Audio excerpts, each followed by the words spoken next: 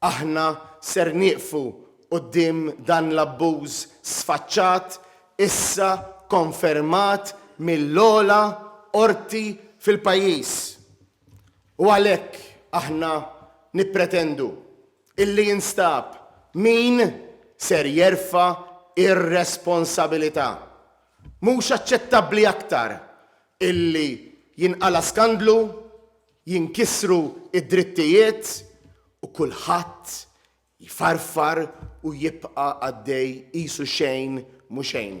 Hekk saħaq il-kap tal-Partit Nazzjonalista Bernard Grech f'konferenza tal-aħbarijiet wara l-2 filgħodu l-Qorti tal-Appell sabet ħatel lill-Awtorità tax-Xandir u lill-PBS bi żbilanċ fix-xandir pubbliku, ksur ta' dritt tal-espressjoni tal-Partit Nazzjonalista u diskriminazzjoni fil-konfront tal-partit. Il-kap tal-Partit Nazzjonalista insista li l-qorti reġgħet kienet kruċjali sabiex kien ikkonfermat il-kontroll assolut ta' Robert Tabela u l-klikka tiegħu fuq ix-xandir nazzjonali.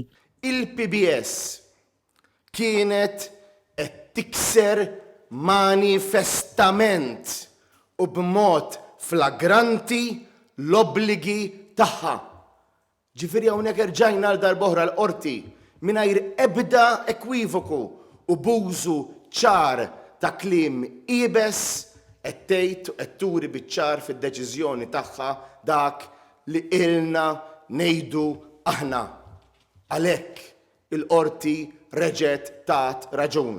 Bernard Grech qal li għal darb'oħra fil-qorti ġie kkonfermat ukoll li l-istituzzjonijiet f'pajjiżna ma ħadmux sew u aġevolaw lill-Gvern ta' Robert Tabela u dan huwa inaċċettabbli. Huwa indispensabbli illi x-xandir nazzjonali jkun xandir ta' Malta u mhux xandir tal-Partit Laburista.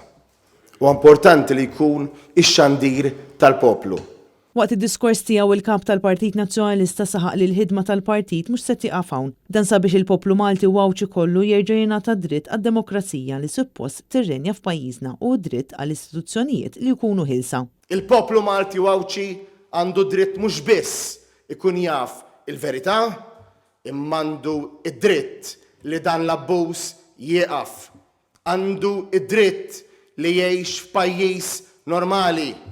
Għandu id-dritt illi l-istituzzjonijiet ta' pajjiżna jaħdmu għalih u mhux għal Robert Tabela u sħabu.